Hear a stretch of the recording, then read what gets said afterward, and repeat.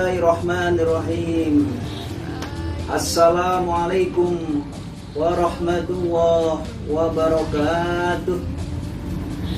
Alhamdulillah, wassalatu wassalamu ala rasulillah wa ala alihi wa ashabihi wa man wala. La haula wa la quwwata illa billah, amma ba'd. Saudara-saudaraku, sahabat-sahabatku dan jamaahku rahimakumullah.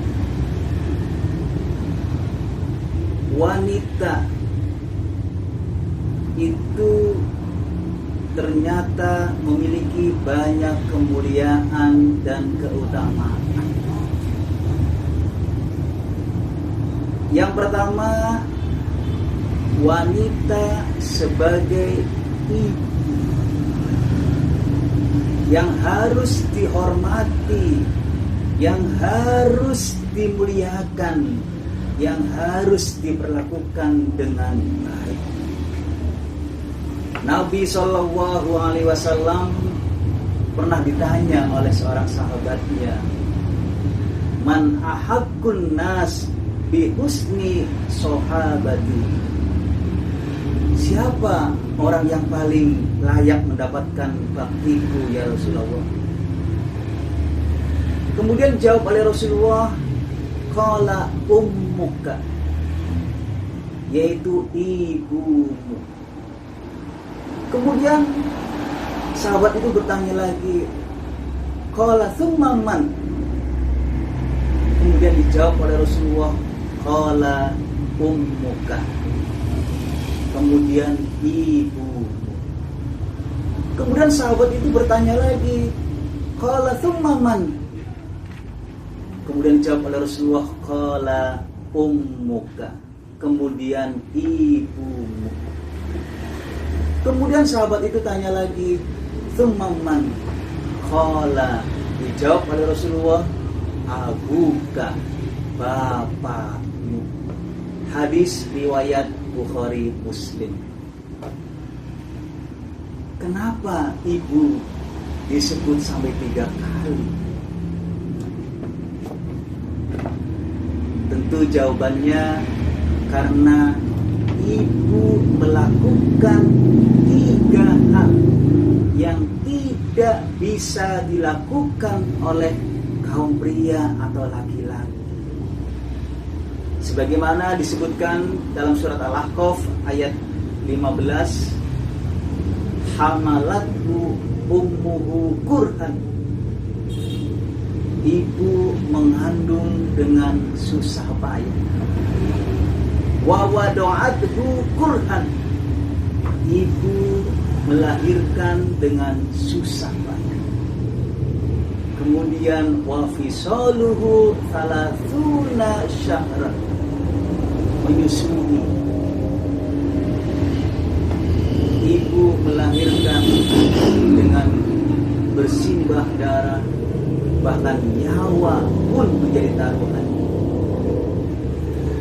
Setelah melahirkan, menyusui, dan mengurusnya hingga besar, maka ada pepatah, kasih ibu sepanjang jalan, kasih anak sepanjang penggalan. Apa artinya? Artinya bahwa kasih ibu kepada anaknya telah tertanam dan terhunjam di dalam dada dan batinnya.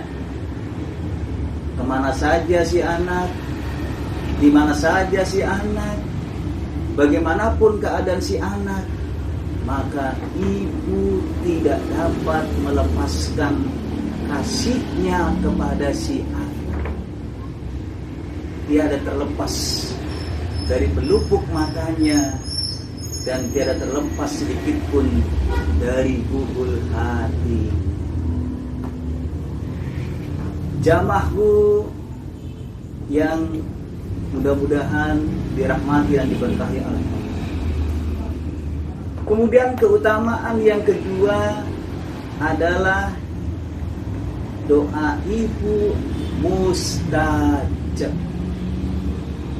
Doa ibu akan mudah dikabulkan.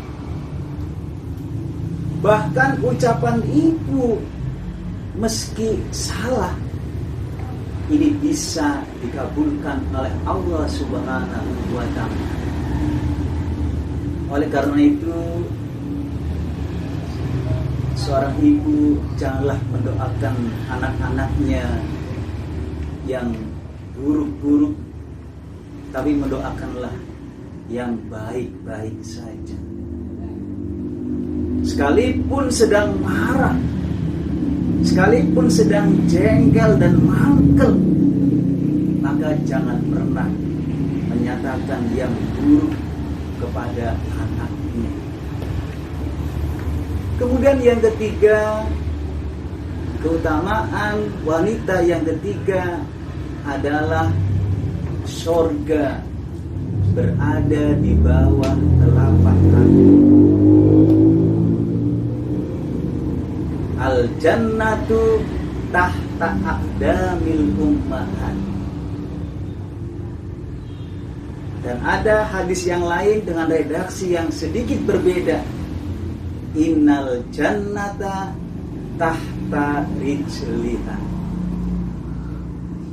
Surga disediakan, akan diberikan kepada orang yang takwa kepada Allah Subhanahu wa Ta'ala.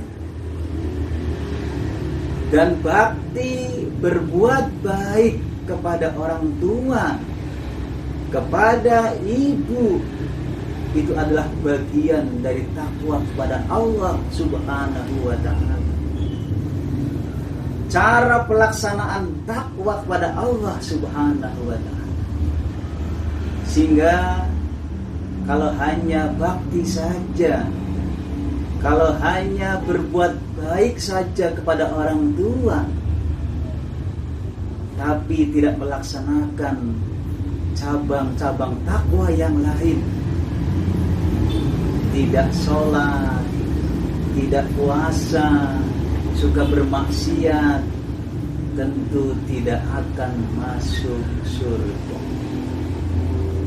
Maka hadis tersebut, dengan hadis tersebut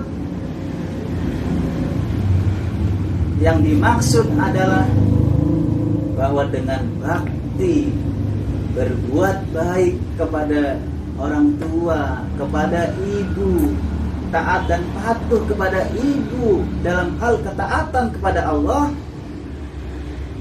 maka akan menjadikan sebab seseorang anak itu untuk memasuki surga. Kemudian yang keempat, keutamaan wanita yang keempat adalah Asmaul Husna terdapat pada bagian tubuh wanita. Wanita adalah makhluk spesial yang Allah ciptakan untuk dunia ini. Di tubuh wanita Allah karuniakan Asmaul Husna yang tidak dimiliki oleh kaum pria atau laki-laki. Dan rahim hanya ada dalam tubuh wanita. Allah menciptakan rahim sebagai tempat yang paling aman, tempat yang paling nyaman bagi calon-calon manusia yang akan lahir ke dunia. Baik buruknya seseorang kelak tergantung dari didikan orang tuanya, terutama didikan ibunya. Dari wanita yang baik, maka insya Allah akan lahir anak yang baik. Kemudian keutamaan wanita yang kelima adalah sebagai istri soleh. Nabi Ibrahim punya bapak namanya Azar. tidak hanya sebagai penyembah berhala, tapi juga sebagai pembuat berhala. Tapi ibunya Nabi Ibrahim, istrinya Azar, adalah wanita solehah, istri solehah, wanita solehah yang bernama Umairah. Maka dari wanita solehah yang bernama Umairah itulah lahir anak yang soleh yang bernama Ibrahim. Nabi Nuh punya istri tidak solehah, lahir anak yang bernama Kan'an.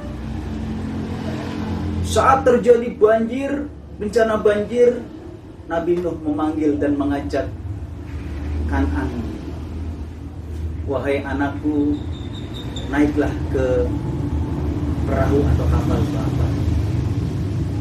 Maka Kan'an menjawab, aku tidak perlu naik kapal atau perahu Bapak. Aku cukup naik ke atas bukit yang akan menyelamatkanku dari banjir. Maka akhirnya Kan'an tenggelam. Dari istri yang soleha, istri yang baik, akan lahir anak keturunan yang baik.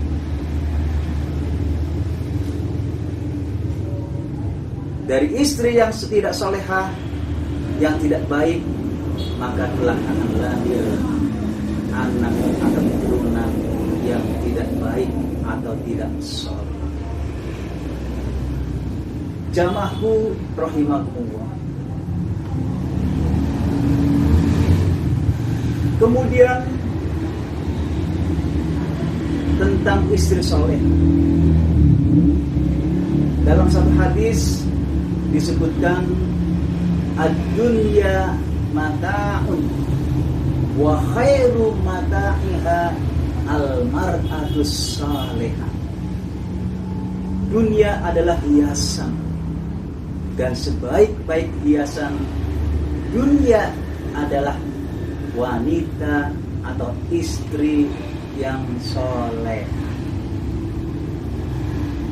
Idza shallatil mar'atu khamsaha wa shamat syahraha wa hafizat farjaha wa ata'at zawjaha qila laha udkhuli al-jannah min ayyi abwabil jannah syi'ti.